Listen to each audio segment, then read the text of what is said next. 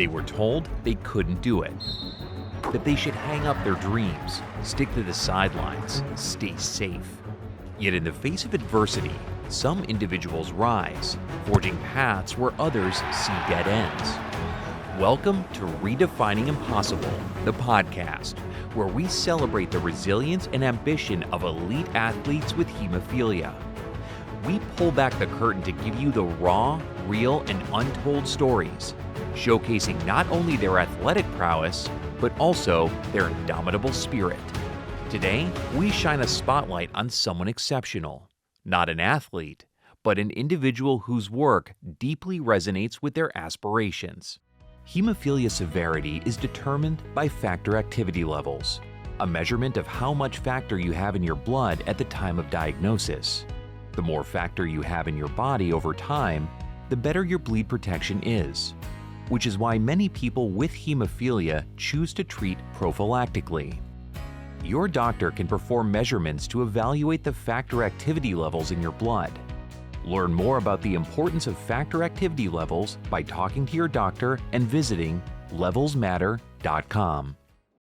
So hi, my name is Olav Versloot. I'm a PhD.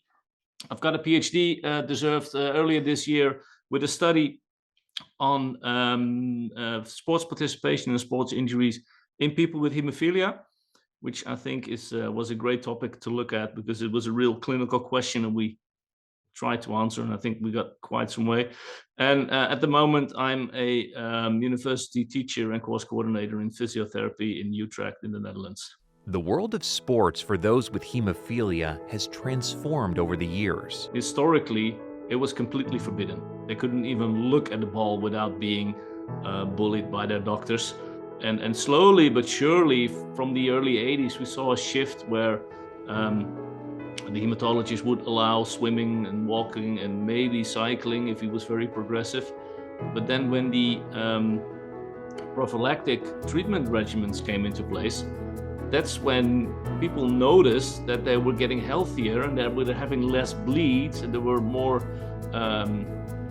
open and more interested in being more physically active. But the question persisted. The question came from parents and from patients. So he wants to do it so badly. Why can't we let him try? And actually, it was one of the things that I liked about your interview with David Quinn. That he said, give him a chance. Let him try and let him figure out whether they can do this or not. I think that's the same thing in people with hemophilia.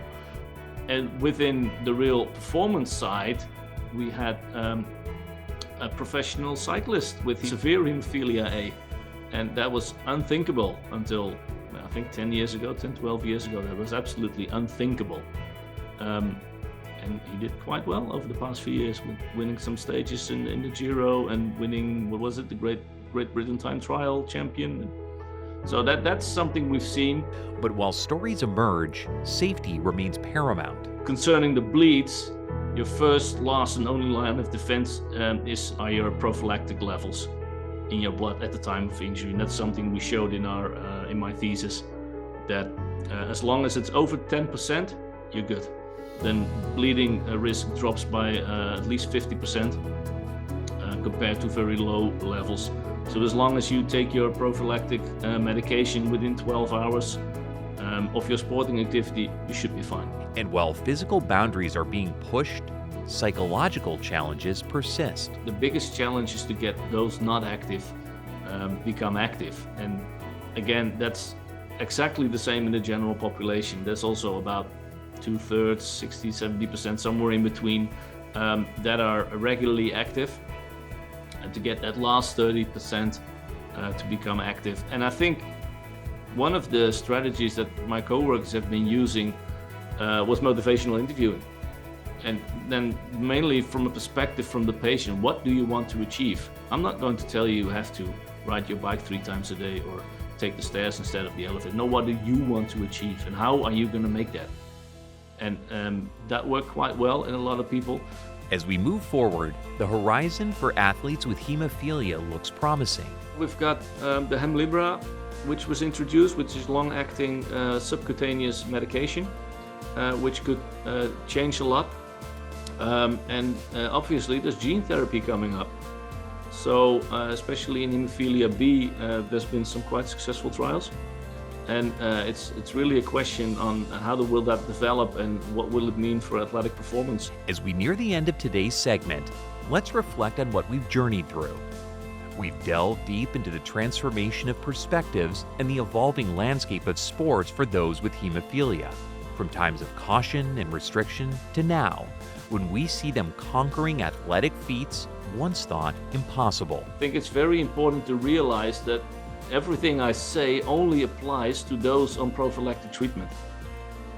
So it's quite limited to, let's say, Western Europe and North America, because the rest of the world doesn't have the resources or the funds that we have in these countries to provide lifelong prophylactic treatment. So in that sense, these guys are relatively lucky because there's excellent treatment, and because of that excellent treatment, there's a lot more possible than, let's say, for their parents or even their grandparents who sometimes didn't even went to school. From challenging the long-held beliefs and norms to continuously pushing the boundaries of what's achievable, the story of athletes with hemophilia is truly an inspiration. It's a testament to the human spirit's resilience and the relentless quest to redefine what we once thought was impossible. Until next time, thank you for joining us on this episode of Redefining Impossible, the podcast. Don't forget to watch the film Redefining Impossible for free at eliteathleteswithhemophilia.com. And thanks once again to Sanofi for sponsoring this segment. I'm Keith Korneluk, and I'll talk to you next month on Redefining Impossible, the podcast, only on BloodStream.